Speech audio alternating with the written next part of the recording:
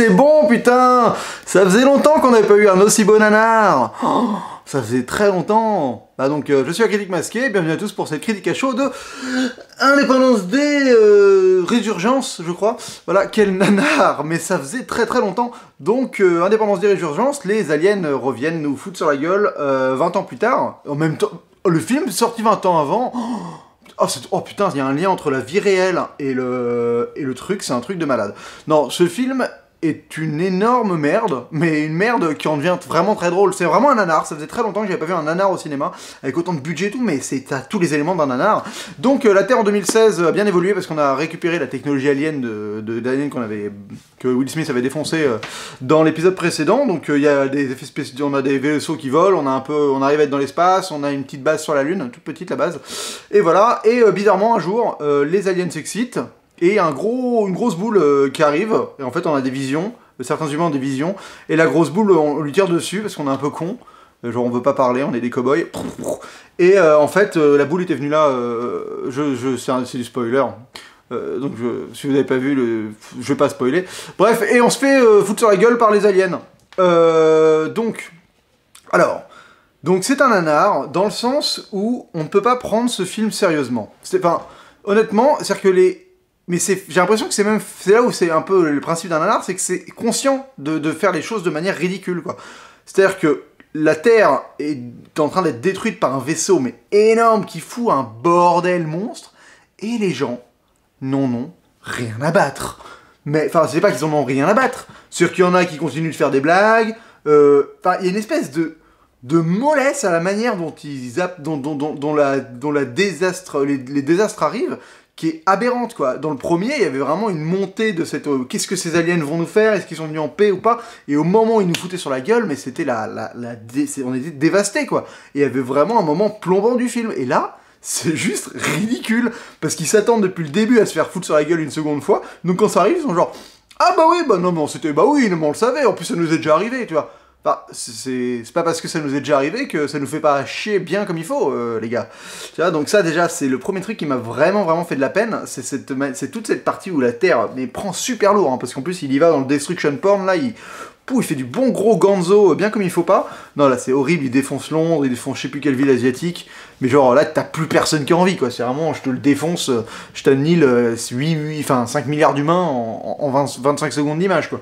Et ils en ont rien à battre. Donc il y a ça qui est ridicule, les personnages sont des clichés ambulants, mais quand je dis des clichés ambulants, c'est vraiment le badass pilote qui, la première séquence, fait le truc que personne n'aurait fait, mais qui se fait engueuler pour avoir sauvé tout le monde, parce que il a eu le cran et les nerfs de faire le truc que personne n'aurait fait, mais il se fait quand même engueuler parce que la hiérarchie et l'ordre militaire sont des cons. Ouh, putain, ça fait beaucoup. Oh, ça faisait beaucoup. Ma première séquence, là, tu fais ah, c'est c'est trop.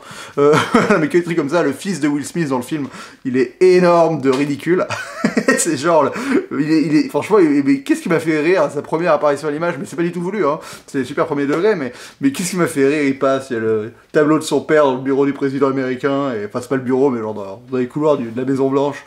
Il part, il regarde le truc, il rentre. Bonjour, monsieur le président, enfin, madame la présidente. C'est ridicule. Non, voilà, mais il y a plein les personnages reviennent. Jeff Goldblum, il est... bah écoute, il tient la route parce que c'est Jeff Goldblum, mais bon, son personnage n'a plus aucun intérêt. Il fait la même chose que... Enfin, c'est vraiment aucun intérêt. Les acteurs jouent pas très bien. Mention spéciale au frère de Thor, qui joue très mal. Voilà, il a un rôle de merde aussi, donc ça aide pas. Il y a point positif, la 3D était pas mal, faut avouer. En tout cas, dans la salle dans laquelle je l'ai vu, j'ai été agréablement surpris par les effets. Ça commence avec une espèce de déambulation dans l'univers, avec des espèces de nuages d'étoiles et tout. Et bon, pour le coup, c'est beau. L'effet 3D fonctionne durant tout le film.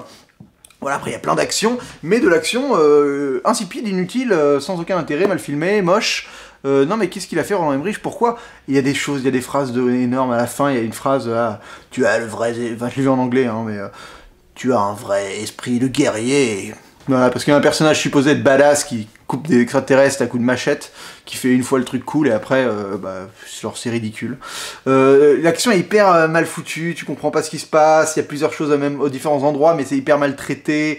Il y a un moment où ils rentrent dans une pièce, alors que les aliens sont genre supposés être super forts, ils les défoncent en 3 secondes avec des pistolets qui marchaient pas 5 minutes avant. Enfin, que des espèces de trucs aberrants comme ça. Franchement, c'est du très très très lourd en termes de nanar. Je pense que voilà, il vaut le coup d'être vu avec des potes, histoire de bien se marrer, parce que moi j'ai vraiment éclaté de rire, mais moult fois dans la salle, hein. Franchement, il m'a fait bien plus rire que Débarquement immédiat que j'ai vu cette semaine.